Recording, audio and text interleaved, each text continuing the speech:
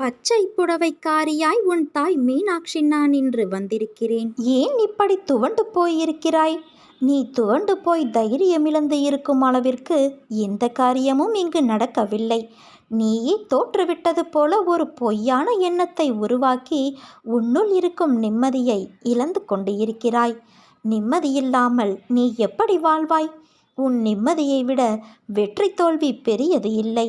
உன் நிம்மதியை குலைக்கும் அளவிற்கு ஒரு வெற்றியோ தோல்வியோ இருந்தால் அதை உன்னிலிருந்து தூரமாக்கிவிடு. வெற்றி என்பது ஏது? ஒரு விஷயத்தை கையில் எடுத்து அதற்கான நுட்பங்களை கற்று அதனில் போட்டியிட்டு உழைத்து வெல்வது. தோல்வியோ வெற்றி என்பதை விட அதிகம் கற்றுத்தரும் ஆசான். ஒரு ஆசான் கற்றுத்தரும் பாடம் அனைத்துமே நமக்கு தோல்வியை கற்றுக் கொடுக்கும். தோல்விக்கு நிறைய ரூபங்கள் இருக்கும். துரோகம், ஏமாற்றி வெல்வது என நிறைய விஷயங்கள் சேர்ந்து தோல்விகள் வரும். அவைகள் உனக்கு கற்றுத்தரும் பாடமே வாழ்க்கையில் வெற்றியை மட்டும் குவிக்கும் வண்ணம் இல்லாது வெற்றியின் சாதனைகளாய் உன்னில் அமையும். தோல்வியிலும் தனிமையிலும் கற்ற பாடம் குரு போதித்த பாடங்களுக்கு ஒப்பிட்டு கூறலாம். தோல்வி என்பது தற்காலிகமாக ஒன்றில் வெற்றி அடையாதது. ஆனால் நீ மேலும் முயற்சித்தால் நிச்சயம் வெற்றி பெறலாம். தோல்வியில் தேராமல் முயலாமல் இருப்பதுதான் உண்மையான தோல்வியின் வீழ்ச்சி. இதை புரிந்து கொள். உன் அம்மா உன்னை அந்த அளவிற்கு விட மாட்டேன். உலகத்தில் என்ன மாறினாலும் நகர்ந்தாலும் உன்னை விட்டு நான் எப்போதும் அகலமாட்டேன்.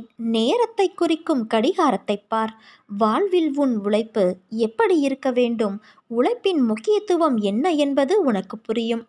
அன்பு என்பது ஒருவரை நாம் நேசிப்பது மட்டுமல்ல. வெறுப்பு என்ற எதிர்மறையை மறந்து நீ நேசிக்கும் முறையில்தான் உனக்கு உன்னை சுற்றியுள்ளவர்கள் அமைவார்கள். பேதமின்றி நேசிக்க எண்ணத்தை வளர்த்துக்கொள். அது உன்னால் சில சூழ்நிலைகளில் முடியாத போது வெறுக்க நினைக்காதே. நகர்ந்து நிற்க கற்றுக்கொள். அது உன்னை எப்போதும் சீரும் சிறப்புமாய் நிம்மதியான மகிழ்ச்சியான வாழ்க்கைக்கு வழி காட்டும். உன் அன்னையான நான் உனது எல்லா துயரங்களிலிருந்தும் உன்னை நான் விடுவிப்பேன். என் லீலைகளை நீ ஆர்வமோடும் அன்பு கலந்த இதயத்தோடும் கேட்கிறாயா? நல்லது. என்னை நாடி வந்தவர்கள் தங்கள் வாழ்வில் வளம் பெற்றதை கேள்வியுற்றாயா? இவ்வளவு செய்த அன்னையாகிய நான் நீ வேண்டுகிற எல்லா வேண்டுதல்களையும் நிறைவேற்றுகிற நான் மிச்சமுள்ள வேண்டுதல்களையும் நிறைவேற்றி தரமாட்டேனா? இதற்கா என் மீது உனக்கு இத்தனை கோபம்? அவ்வளவு இறுக்கமாக முகத்தை வைத்து கொண்டாயே? ஏன் இந்த குழப்பம், பதற்றம், வீணான கவலை? அனைத்தையும் விடுத்து உன் வேலைகளில் நீ கவனம் செலுத்து.